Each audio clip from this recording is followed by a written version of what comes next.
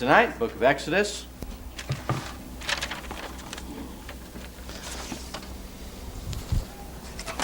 Does anyone need one of these timelines? If you have one at home, you don't need another one. You don't necessarily need it tonight. I was just making sure people had one that wanted one. Carl, could you just, if you need one, just, or Isaiah, you could do it too. You want to do it? Watch for somebody to hold their hand up and give it to them, okay? Thank you, sir. All right, so we are going through the volume of the book, and we are in Exodus. Exodus 15 is where we're going to pick up tonight. And this is, I guess you'd call it part 2 of Exodus, the giving of the law. And I heard, or I saw a craft of some sort this morning with the 10 Commandments. Is that right, kids? All right, guess what we're talking about tonight? The giving of the 10 Commandments. How cool is that, right? So you guys should know all about this stuff. So we are going to cover the second part out of what I would classify as 3 parts of Exodus. Thank you, sir. And as far as the speed that we're going through this, this is only about 10 chapters or so that we're going to look at today. And we're not taking a huge chunk of Scripture because what we're going to discuss tonight, I would say, is kind of foundational for everything that follows in the Old Testament. Okay, the Old Testament is built upon this covenant of the law between God and Israel. And everything that it follows with the kings and the prophets and everything that they preached about, they all pointed back to this portion of Scripture in Exodus, trying to bring people back to their covenant with God. So this is a very, very important piece of literature here in the story. If you remember what's gone on before this time, this is only the fifth sermon in this series, and we started off in the very beginning, the beginning of everything, the creation and the beginning of man and all of that. And then we talked about the beginning of the nation of Israel, and really it was just the family of Israel, wasn't it? God called out this man named Abraham and gave to him a seed, Isaac, and Isaac had Jacob, and Jacob was named Israel. That's where the name Israel comes from. And then he has 12 sons. And then his whole family, only about 70 people, moved down into Egypt at the end of Genesis. Exodus begins with a new Pharaoh in Egypt. And 400 years have gone by. And the children of Israel have there are millions of them now. And they have been subjugated under the bondage of Pharaoh. And we talked last time about the deliverance, the wonderful deliverance that God brought to them by in bringing these plagues upon Egypt, and then by opening up the Red Sea. And then what's amazing is closing the Red Sea back upon the armies of Pharaoh and destroyed them all. And chapter 15 is called the Song of Moses. And they sing during most of that chapter. And the essence of the song, verse 21, it says, Miriam answered them, Sing ye to the Lord, for he hath triumphed gloriously. The horse and his rider hath he thrown into the sea. And so they were at this amazing moment in their history where the family of Israel, the people of Israel, were free at last. And you can imagine millions of people there gathered on the edge of the Red Sea. And now they are done with the problem of bondage. And suddenly they face the problem of freedom. Freedom has its problems as well. Because when you're a slave, you don't have liberty, but you don't have any responsibility either. You don't have to worry about where your food is going to come from. You don't have to worry about putting a roof over your head. You don't have to take care of yourself. They had no idea how to do this. They were all slaves from birth. Their parents were slaves. Their grandparents and great-grandparents had all been slaves in Egypt. That's who this was. They had no concept how to live independently, how to fend for themselves, how to do anything for themselves. And even if they knew how to grow crops and do all of these things, God has led them now out into this barren wilderness. So they're all rejoicing and happy, and then they turn around and they see just a bleak horizon of nothing. Nothing would grow out here.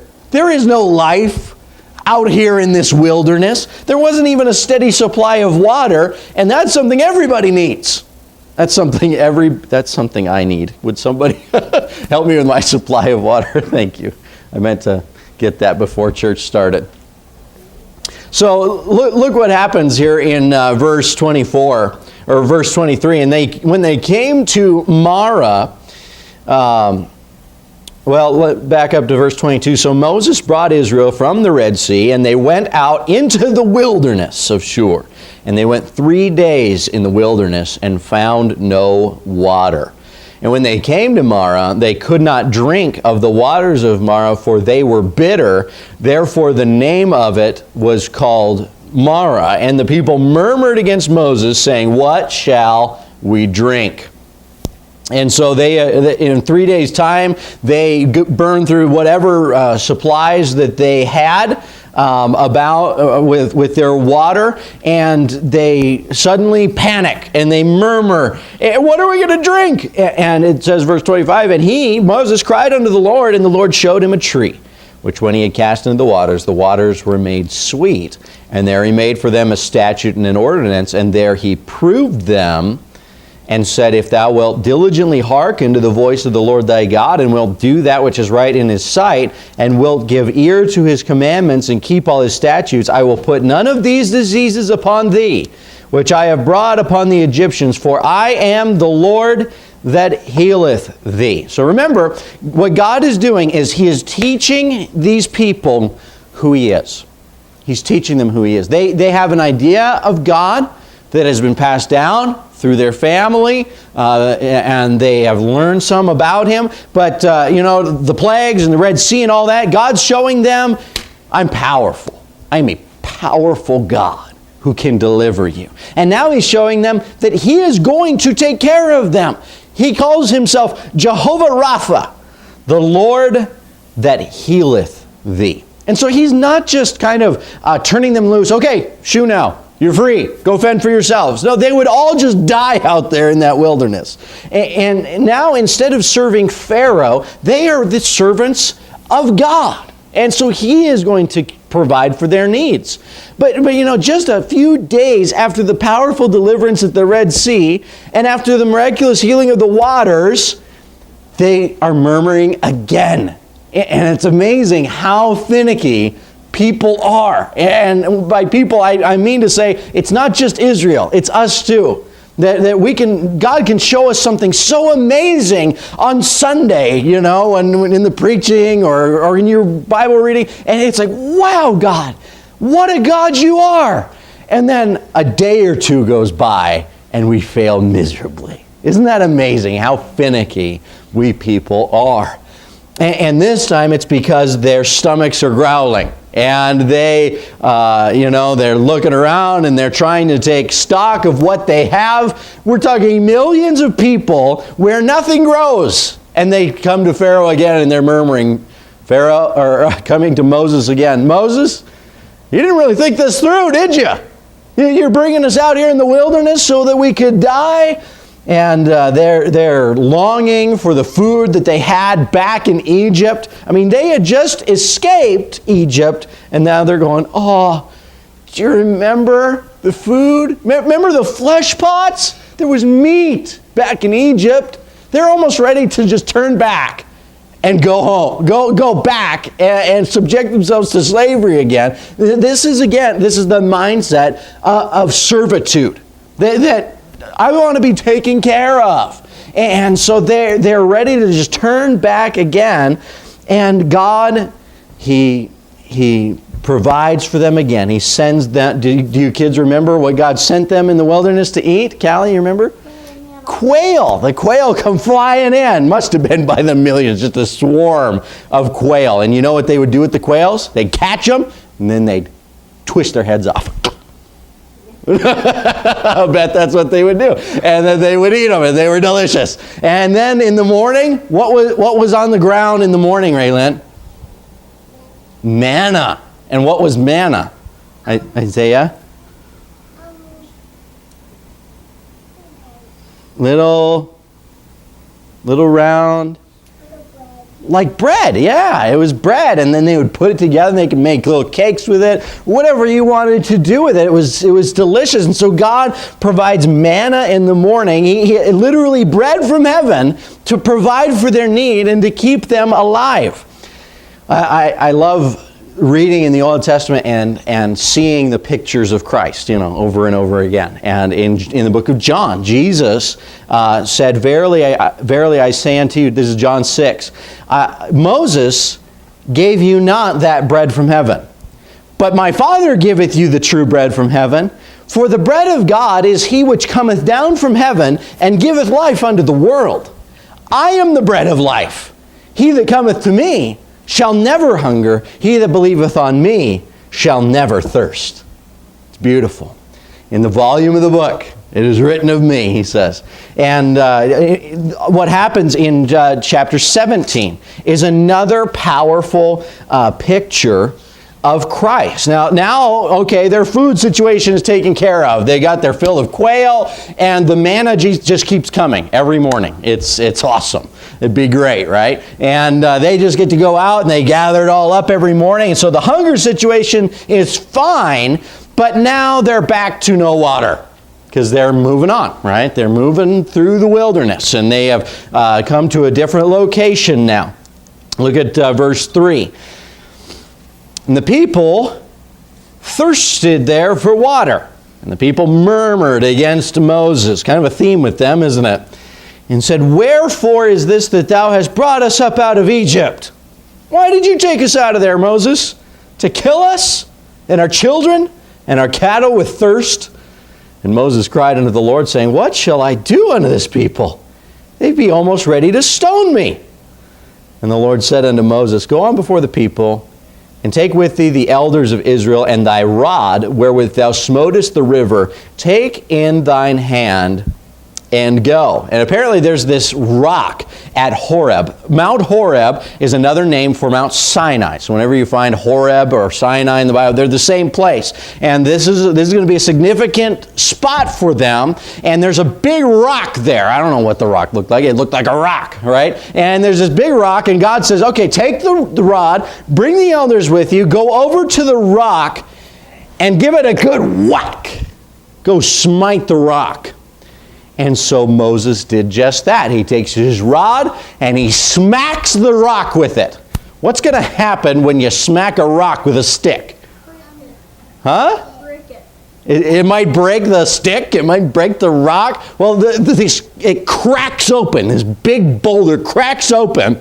And you know what comes out of the inside of that rock? Water. A lot of water. It wasn't like one of these little fountains out here where it dribbles out. We're talking about taking care of the needs of millions of people. I think a river flowed out of that rock. And it just kept pouring and pouring and pouring and pouring for the whole time that they're at Sinai. For weeks and weeks, the rock pours water to sustain the people. How good is God? How amazing is this, right? And I believe that the water from that rock was another picture. You know who the rock was, don't you?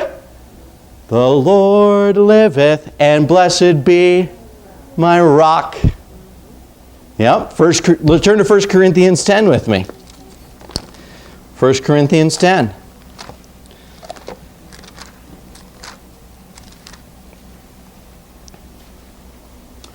Verse 1, moreover, brethren, I would not that ye should be ignorant how that all our fathers were under the cloud. Okay, so there's the pillar of cloud, and all passed through the sea, and were all baptized unto Moses in the cloud and in the sea, and did all eat the same spiritual meat, and did all drink the same spiritual drink, for they drank of that spiritual rock that followed them.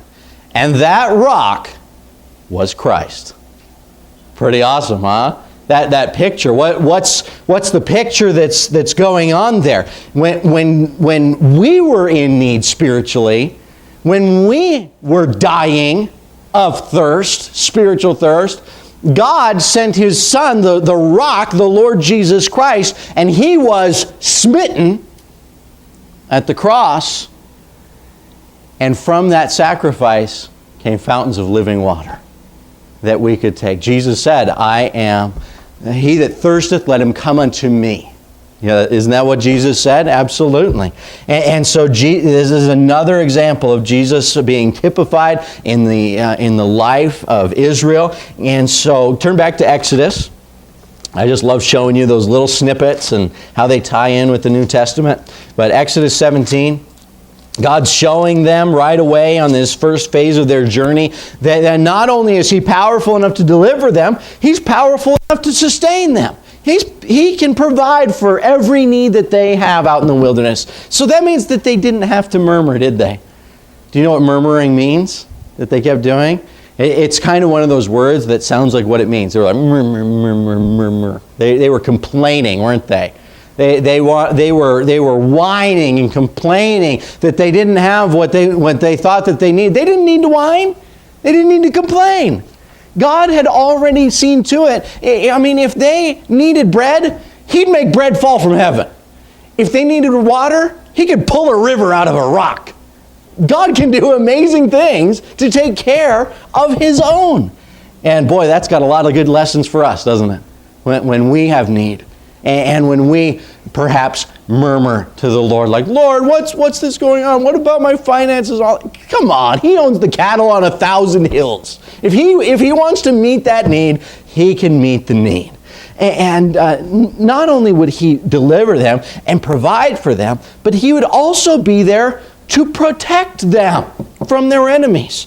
And so they have to fight their first battle. Look at chapter 17, verse 8. Then came Amalek and fought with Israel in Rephidim.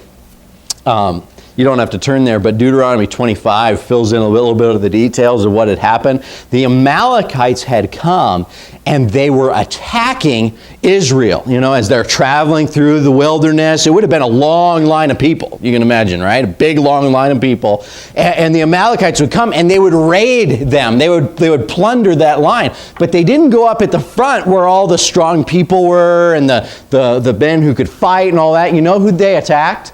They attacked the back of the line. So the people who were like straggling behind, maybe the elderly, maybe the sick, maybe those with little ones. And that it says, all that were feeble when thou was faint and weary. Those were the ones that they attacked. And then they would raid, and they'd plunder whatever they could. And then when all the men would come to fight, they'd take off and they'd run. That was the way that the Amalekites were treating God's people Israel out there in the wilderness. And well, finally, the Israelites caught up with them. And so Moses' assistant named Joshua led the battle. And I bet he didn't have a clue how many battles he was going to lead Israel in. But God is preparing even him at this point for what is ahead in his life. And so he goes and he brings the men and he begins to fight with Amalek. Verse 10, so Joshua did as Moses had said to him and fought with Amalek, and Moses, Aaron, and Hur went up to the top of the mountain. And so while they're at the top of the mountain, Moses is praying to God for the battle. And you know how Moses would pray? A lot of times kids, I like it when you get kids look at me when I'm preaching, okay? And when we're praying, a lot of times we'll do something like this. We'll fold our hands and we'll close our eyes so we're not distracted and everything. Moses was praying like this. He had his hands up to God, and he's praying. And when Moses' hands were up and he was praying to God, guess who would win? Israel was winning. Israel was prevailing over their enemies. But then eventually, have you ever held your hands up for a long time? Eventually your arms get really tired. Okay? And so he let them down. And then he would keep praying or whatever, but he's tired and his arms would go down. When his arms went down, guess who would win? The enemies, the Amalekites, would start winning. And so the two men who went up there with him, his brother Aaron, and then another godly man in Israel named Hur, H-U-R, Hur, they were there, and so they find a rock for him to sit on. And so he sits down, and I need Aaron and Hur to come up here. So Mike and Matthew, why don't you come on up? And so Moses sits on the, let me get a chair too. I didn't think this through all the way. And so Moses is up there, and you're talking about hours and hours and hours this battle's going on. And so eventually he has to sit, and you know what they do? They each grab an arm. And they hold up Moses' hands while he prays. This is their job. And while his hands are raised and he is praying to God, the Israelites win the battle. Isn't that awesome? And so everybody has a role to play. Joshua's down there fighting. A lot of the guys are fighting. And Moses is up there praying. These two guys aren't even necessarily praying. They're just holding up his arms. But if they hadn't held up his arms, they might not have won the battle. So everybody had to help there.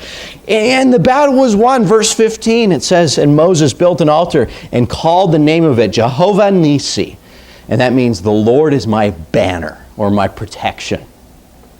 Who is this God that we have followed out into the wilderness? Oh, He is a powerful God. He is a powerful God to deliver. He is powerful to provide, and He is powerful to protect. He's showing them. And this is what Israel could expect from Him as their God. If you will, this is His end of the bargain. Israel, if I am your God, here's what you can expect from me. I will deliver you. I will provide for you. I will protect you. But now what about their end of the bargain? Because God is about to enter into a covenant with Israel. Now the covenant with Abraham is still in force, but that was with Abraham's seed as a family.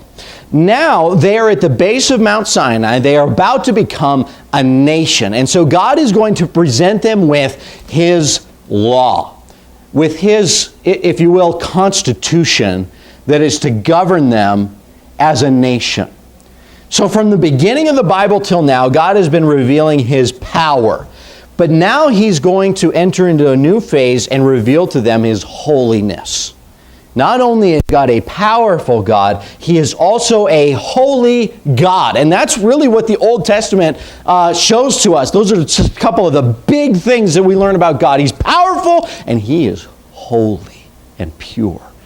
Now in the New Testament we get to learn about the love of God in Jesus Christ. And that's another wonderful aspect of it. But so He lays out His expectations for the people. And so chapter 19, verse 4. Ye have seen what I did unto the Egyptians, and how I bare you on eagle's wings, and brought you unto myself. Now therefore, if ye will obey my voice indeed, and keep my covenant, then ye shall be a peculiar treasure unto me above all people, for all the earth is mine. And ye shall be unto me a kingdom of priests and an holy nation. These are the words which thou shalt speak unto the children of Israel. And so God tells Moses basically to warn the people and to prepare them to hear from God. Moses has heard from God, but the people have not yet heard from God. And so the 3 days they prepare. And when the third day came, I think they all thought they were ready. Okay, we're ready to hear from God. They weren't ready. They were not ready for what was about to happen. Because the third day arrives, and look what happens here, verse 16 of chapter 19. It came to pass on the third day in the morning that there were thunders and lightnings and a thick cloud upon the mount, and the voice of the trumpet exceeding loud, so that all the people that was in the camp trembled. And verse 17, Moses brought forth the people out of the camp to meet with God. And they stood at the nether part of the mount. And Mount Sinai was altogether on a smoke, because the Lord descended upon it in fire, and the smoke thereof ascended as the smoke of a furnace, and the whole mount quaked greatly. And when the voice of the trumpet sounded long and waxed louder and louder, Moses spake, And God answered him by a voice. Can you imagine it? It's quaking, it's thundering, the top of the mountain is just swirling in this black cloud, and then a trumpet blasts out. Ba-bum! And it gets louder and louder and longer and louder, and Moses speaks, "Lord!" And God answers with a voice that all the people could hear, and the mountain shakes and quakes. Do you think they were scared? Absolutely. And they should have been. That God wanted them to sense the fear of the Lord. You know what he spoke that day? You know what he said to them? The Ten Commandments. He spoke the Ten Commandments. Now eventually they're going to get them on what? They're going to get them on the tablets, right? They're going to get those tables of stone that are going to come that are etched by the finger of God. But I believe before they ever got it on stone, they heard it from the mount with their own ears. They got to hear God speak His law to them. And so let's see. In fact, they're so terrified by what they hear and that they see that day, they can't take any more of it. Look at chapter 20, verse 18. And all the people saw the thunderings and the lightnings and the noise of the trumpet and the mountain smoking. And when the people saw it, they removed and stood afar off. And they said unto Moses, "Speak thou with us, and we will hear. But let not God speak with us, lest we die." And Moses said unto the people, "Fear not. For God is come to prove you, and that His fear may be before your faces, that ye sin not." And the people stood far off, and Moses drew near unto the thick darkness where God was. God wanted to meet with His people, but they were so afraid of Him, and what they had seen there that day, they backed way, way off. And from that point on, they don't hear from God directly anymore. It was just that one time at the mountain where God wanted to give them His whole law and everything from His lips, so that it would burn into their mind that they should fear God and not sin against God. But they back off and they're like, "Moses, you go and find out what we're supposed to do, and then we'll listen to you. But we'll die if we stay here at the bottom of this mountain." And so, but anyway, before they back off, they hear the Ten Commandments. And you kids learned about it this morning. But the giving of the law, it came in three basic parts. All right, I've tried to study this out a little bit, and the three that I can best come up with are these. There were the commandments, and those are the moral laws of Israel. Okay, this is their code of morality that they are supposed to follow. And then the next chapter that follows is the judgments. And the judgments were about their social life, their interactions, what you should do if somebody steals this, or what should happen if that kind of crime takes place. These are the judgments that govern their society, their laws. And then thirdly would be the ordinances, and that's all of the religious laws and stuff that we're going to get into more next time with the tabernacle and all of that. But the chapter 20 is about the commandments. How many commandments were there? 10. And so the old word, the theological word is the Decalogue, the 10 commandments, and eventually given on those tablets of stone. And how many tables of stone were there? 2, right? There's 2 of them. And 5 on one and 5 on the next one. The first table of the law was regarding man's behavior toward God. The first 5 are Godward. Here's how you behave upward towards God. The second 5 are outward. Here's how you behave toward one another. Okay? And so upwardly toward God, God commands, verse 3, "Thou shalt have no other gods before me." That was the first commandment. Verse 4, "Thou shalt not make unto thee any graven image, or any likeness of anything that is in heaven above, or that is in earth beneath, or that is in the water under the earth." Verse 7 is the third commandment. "Thou shalt not take the name of the Lord thy God in vain." The fourth commandment, verse 8, "Remember the Sabbath day to keep it holy." The fifth commandment, down in verse 12.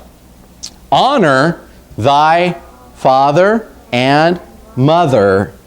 Yep, that's right. Honor thy father and thy mother, that the days may be long upon the land which the Lord thy God giveth thee. And it's interesting that that was on the first table of the law. So the way that the young people honored their parents was really part of the way in which they were honoring God. Okay, so a child is not going to go make a graven image or make a god or things like that. You know how a child honors and worships God? By honoring your father and mother. Okay, so that was part of the first table. The second table, now we're talking outward toward other people. Verse 13 is the sixth commandment. Thou shalt not kill is the first one. Close. Kill. Talking there about the sanctity of human life. And by the way, that's talking about murder. It's not talking about when somebody has to kill in self-defense or in war or something like that. Those are okay when those have to happen. But thou shalt not kill, meaning murder. Seventh commandment, verse 14, thou shalt not commit adultery. And now we're talking about the sanctity of marriage. The eighth commandment, verse 15, thou shalt not, Raylyn? You said it. That steal. Thou shalt not steal. That's really the sanctity of property. That it is God's will that people be able to own things. Verse 16 is the ninth commandment. Thou shalt not bear false witness, or thou shalt not lie. Yep, no lying. That's the sanctity of truth. And then the 10th commandment, verse 17, thou shalt not covet. What's covet mean? Yeah, to want something that isn't yours, that doesn't belong to you. And he gives a whole list of things that they are not to covet. Thy neighbor's house, thy neighbor's wife, his manservant, his maidservant, his ox, his ass, nor anything that is thy neighbor's. If it doesn't belong to you, quit wishing it was yours. Okay, go get your own. And that coveting, and that's something that's inward. That's in the heart. And that's what I would call the sanctity of the heart. That we are to keep all these things, to keep life, to keep marriage, to keep our hearts. And that's where it all flows out of the heart. And so these are the moral commands for Israel. These are the foundation for everything that follows in the law. The practice of these commands. We may have different penalties today for stealing or for adultery or things like that. We may not keep, like, say, remember the Sabbath day. We don't meet on Saturdays anymore the way that they once did. So the specifics of how we live these out today may be different, but the principles behind them are eternal. And they are good for every society of all time, everywhere. And the Ten Commandments, it's the rock, it's the foundation of morality for any society. The next three chapters, chapter 21 and following, these are called the judgments. Verse 1, these are the what? The judgments, which thou shalt set before them. And these are just various laws governing their society, how they're to interact with one another. And they are wise laws. They are just laws. A lot of our justice system was based upon these kinds of judgments regarding, it talks first about people and the treatment of slaves, talks about property, what you do with somebody else's ox or their animals or their beasts, their property. And then chapter 22 later on and 23, it talks about the judgments regarding the Sabbath and the sacrifices. I know I'm zipping through these, and they're really good, but that's not our intent tonight, to go over every single judgment that was passed to the children of Israel. And what happens is, go to the end of chapter 23. Okay, the end of chapter 23, God makes them a promise that if they will obey Him, that He will continue to provide and to protect and will drive out the inhabitants of Canaan so they can possess the promised land. Let's go ahead and read that. Verse 20. Behold, I send an angel before thee to keep thee in the way, and to bring thee into the place which I have prepared. Verse 22, but if thou shalt indeed obey his voice and do all that I speak, then I will be an enemy unto thine enemies and an adversary unto thy adversaries. Verse 25, and ye shall serve the Lord your God, and he shall bless thy bread and thy water, and I will take sickness away from the midst of thee. Verse 28, I will send hornets before thee. I believe that literally happened as they were driving out the Canaanites, that the hornets went and helped, which shall drive out the Hivite and Canaanite and the Hittite from before thee. Verse 30, by little and little I will drive them out from before thee until thou be increased and inherit the land. And so then they're going to dwell in the promised land. And so here's what's going on. Israel, here's what you can expect from me as your God. I'll provide for you. I'll protect you.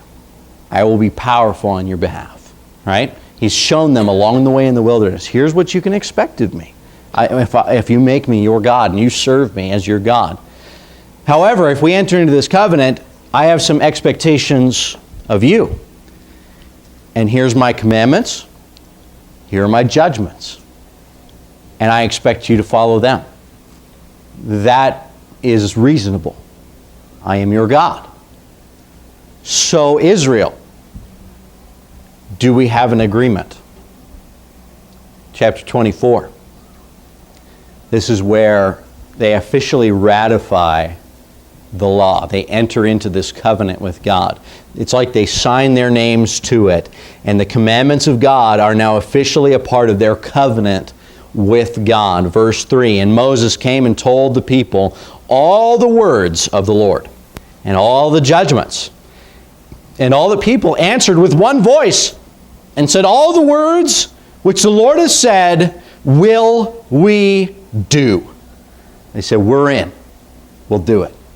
We'll do everything that he says. We want him to be our God. And so Moses writes it all down on a scroll as an official document. He builds up an altar, and as a people, they make a sacrifice to God, a burnt sacrifice, and he takes... this is not just some man-made agreement. It's not just a shake of the hands. This is a holy covenant. And as a covenant with God, it has to be sealed with blood. And so look at verse 6. And Moses took half of the blood and put it in basins. So this is the blood of that sacrifice they've just offered. And half of the blood he sprinkled on the altar. And he took the book of the covenant and read in the audience of the people. And they said, all that the Lord hath said will we do, and be obedient. And Moses took the blood and sprinkled it on the people, and said, behold, the blood of the covenant which the Lord hath made with you concerning all these words. That's how they would seal a covenant back in those days. There had to be a sacrifice that was made, blood that was shed, and then that blood became a witness between them and God that essentially, if either party breaks this covenant, this blood is upon you. And the judgments will come upon you as well. And so he sprinkles the blood. Can you imagine? Nasty, right? Getting the blood on you from that. And he sprinkles it out among the people. And they were then witnesses of that covenant that had been enacted between them and God. And now, at this point, the people of Israel, they're not just a family blessed by God, they are officially a nation. He calls it the book of the covenant in verse 7, the book of the covenant. That is now their national constitution. That is the law of the land, which they are now bound. They have bound themselves by a blood covenant to obey. Now, customarily, when two people would enter into an official covenant with one another, they would afterwards consummate the agreement by sharing a meal together. They would come together and they would eat. And so God invites the representatives of Israel up onto the mountain to dine with him, to have a meal with God. Pretty awesome. Look at this, verse 9. Then went up Moses and Aaron, Nadab and Abihu. Those are the priests. And 70 of the elders of Israel. And they saw the God of Israel. And there was under his feet, as it were, a paved work of sapphire stone. And as it were, the body of heaven in his clearness. And upon the nobles of the children of Israel, he laid not his hand. So they didn't die for this. Also, they saw God and did eat and drink. Sharing a meal with God to institute this new covenant. It reminds me of another meal that God shared with his people. Can you see where I'm headed in the New Testament? At a table. The Last Supper. And there is God. And he is dining and eating with his people. And you know what he said at that supper? He said, "Take, eat. This is my body, which is broken for you." And he takes the glass of wine and he says, "Drink ye all of it, for it is my blood in the New Testament, the new covenant, which is shed for you." The new covenant is what we live in today. We don't live in the old covenant. And the blood sacrifice that was sprinkled is Jesus Christ. And they consummated it with a meal. And we remember that meal whenever we come together with the Lord's Supper. Isn't that awesome? Wow. What big stuff, these covenants. And we get to be a part of these types of things. And it was meant to impress upon them forever the day that they saw God. And it's the same description that you find even in the book of Revelation, where there's the sapphire stone. They saw God. Heaven came down on top of that mountain and they saw God. They heard his voice. They entered into a covenant with him. And this covenant, this book of the law, that would be the official basis for all of God's dealing with his people for the rest of the Old Testament. And they have pledged together by blood to do it and to obey it. All the words which the Lord has said will we do. It's a noble thing to agree to, but it's impossible to perform. They couldn't live up to it. God's law is so perfectly holy, and man is not. Man is not holy like that. Man cannot live up to God's perfect law. They can't possibly keep it. Nobody can keep it. And God knew that. And that's why the covenant of the law, the Old Testament, wasn't the end of the story. But it was an essential part of the story. To show them that by the works of the law shall no flesh be justified. They can't be saved by following the law. Paul said in the New Testament that the law was to reveal man's sin. That's partly why God instituted it. You know, if you put up the children of Israel and their sin would be black, right? Can you picture this, kids? You still with me? The children of Israel, their sins are what color? They're black. And if behind them was all the rest of the Gentile world, and guess what their sins look like? Their sins are black too. And so the children of Israel didn't look all that bad, but then God changes the standard. It's not based upon them anymore. God says, it's based upon me and my holiness. And so God puts this beautiful, pure white background. And you know what it showed? It showed them their sin. It showed them how sinful their hearts were. Romans 5:20 says, "Moreover, the law entered that the offense might abound, that it would be seen clearly. But where sin abounded, grace did much more abound." That God's grace can wash away all those sins. Romans 7:7, "What shall we say then? Is the law sin? God forbid. Nay, I had not known sin, but by the law." When we look at the law and we see God's perfection, that's when we realize, oh, I fall so far short. I'm a sinner. Someone like Paul might have had reason to think of himself as a good man, a righteous man, based on his own works. But when he saw the law and he saw his own sinfulness, he had to come to the conclusion to say that, "For I know that in me, that is in my flesh, dwelleth no good thing." So what's the purpose of the law if God knew that they couldn't keep it? If all it's there to do is point out how we fall short. Galatians 3:24 that says, therefore the law was our schoolmaster to bring us unto Christ. It's supposed to bring us to Him that we might be justified by faith. Oh, we don't live under the law. I'm thankful for that. But I'm thankful that He put it there to bring us to Christ.